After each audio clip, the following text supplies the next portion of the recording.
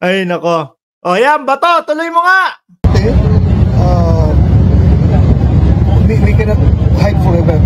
So, at saka kawawa rin ito mga tao natin dito na nagsasakripisyo dahil sa kakahanap sa kanya. Yung lang naman sa akin. Kung ayaw niya, wala tayong magawa. Sir, walang intervention. Which is call. Kung ayaw niya, wala tayong magagawa. Pero, okay, fine. Sige, maniniwala kami na kunyari sumisigaw ka o hinihimok mo na sumuko si Pastor Kibuloy. Okay, fine.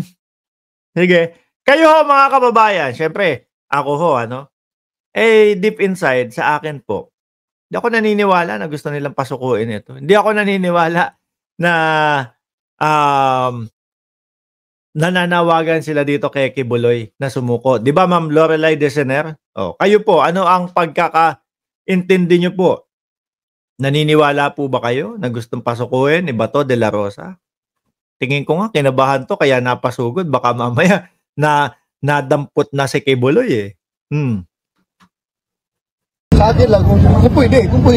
Tinanong mo ako kung pwede, mas maganda sana. Sir, walang intervention yung committee ninyo sa nangyari ngayon, sir? Are you Meron nga investigation. Meron nga papatuloy ko nga yung hearing. Balik ko sa Manila, patawag ko yung hearing. Di ko wala pa kong data kasi tinan ko pa yung secretariat ko kung saan ang available na room. Ako, ayan na nga, mga kababayan. Gagamit na naman po ng pera ng bayan para masayang, sa walang kakwenta-kwentang hearing. Nakatayo na lang yung mga kapulisan dyan. Ha? Wala nang ginagawa yung mga kapulisan dyan kundi maghanap na lang. Kung ibibintang mo sa mga kapulisan yung nategi, bakit? Ginagawa lang naman nila yung kanilang trabaho na i-serve ang warrant of arrest ng isang pugante. Malay mo bang tawag dito, mahina yun. Kinakabahan lagi pag nakakita ng pulis. Hindi naman kasalanan siguro, pero sumalangit nawa kung sino man yon at kung meron talagang nategi. Meron kaya talaga? Patingin niya, pakipicturean niya, pero sumalangit nawa kung sakaling meron talaga, Mahilig din kayo kasi sa gawa-gawa Mahilig kayo doon sa may mga, kunyari may mga artista kayo, bigla na lang gaganon, mawawala na kumbaga, hihimatayin daw ho. Sabi ni Ma'am Lori Mamawag, wala pang nilalabas na pangalan kung may nategi. Di ba? Sabi ni Emma Ordonez, hinimatay lang. Baka naman wala naman talaga. Di ba simulat sa pool naman, sa mga mautog-mautog pa ninyo, mahilig ng mga gumawa ng mga kung ano-ano. Mahilig ng mga mag-imbento. Baka imbento lang din ito. Pero kung meron man, sumalangit nawa.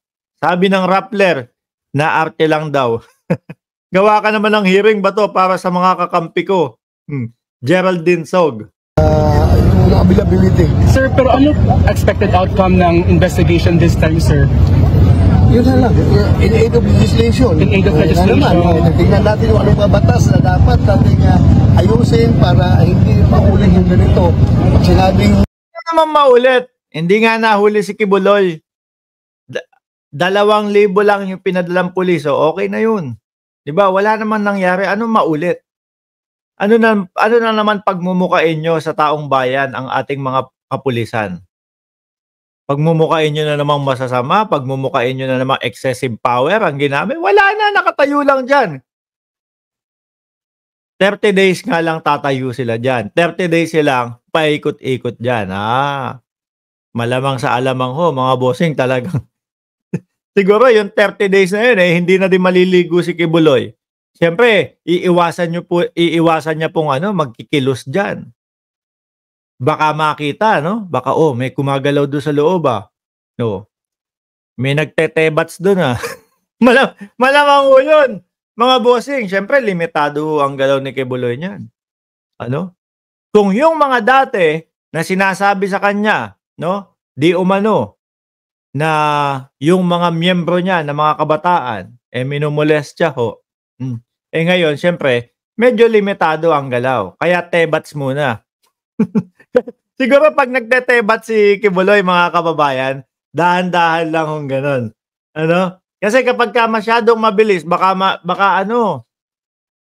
ma-detect nung baka ma-detect nung nung gadget ni General Torre. Oy, may nag-aano doon ang bilis ng galaw ng kamay nun.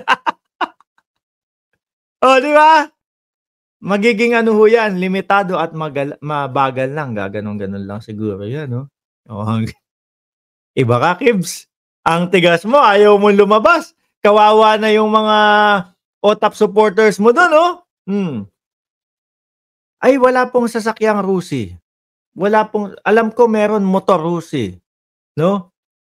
Alam ko meron motor Rusi. Pero ako motor ko, BMW. Okay lang ba yun? Okay lang siguro, no? Kung ako naka-Mercedes na sombrero, tapos motor ko, BMW. Hindi lang parehas ng brand. Okay na siguro yun. No? Rusi, ano ba yung motor mo? Oh, sniper. Sniper ba yan? O Raider? Okay. Sabi ni Rapi Tulpo, paano pag, ayun, tataas ang heart rate bago lumabas.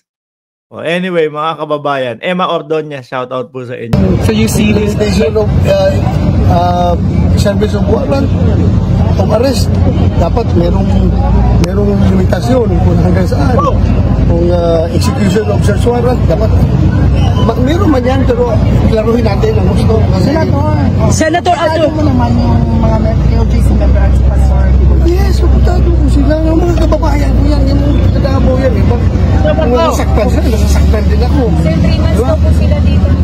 Sabihin mo na kasi ang totoo na nandiyan ka para itry na paalisin yung mga kapulisan. Sabihin mo na kasi yung totoo na nandiyan ka para kausapin si Torre, no? O baka sindakin pa si Torre na, ano ginagawa nyo dito? Bakit ganyan kayo? Sabihin nyo na.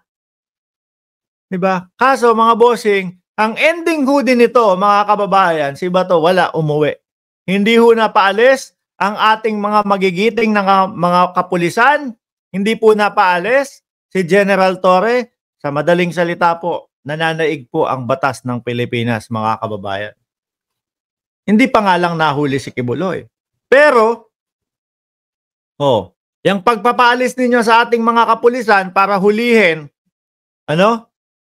ang gusto lang nilang gawin hulihin, kunin, iserve ang warrant of arrest ni Kibuloy, hindi mananaig yan. Mananaig pa din ho ang batas ng Pilipinas, mga bossing. O Bato, mag-closing na tayo. Sabihin mo na kung ano yung sasabihin mo pampahabol. Ewan ko lang. Dala na silang lutuan, sir. Dala silang lutuan. So, tanungin natin kung kasama ba yan sa warrant of arrest na dala-dala nila. Kasi very questionable na action yan kung they will stay here for 30 days unwelcome.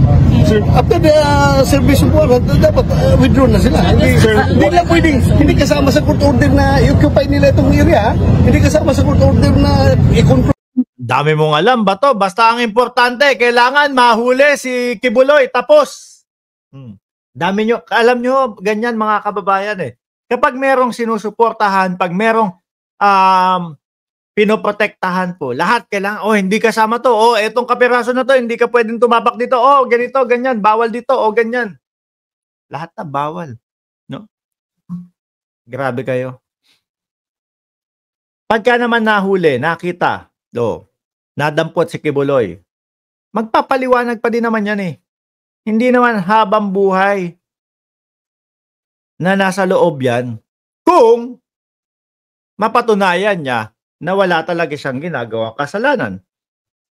Iho ba, mga kababayan? Subalit, pagka napatunayan na positibo na siya ay may ginawa o nilabag na karapatang pantao, sorry to say, magstay na ho dyan yan.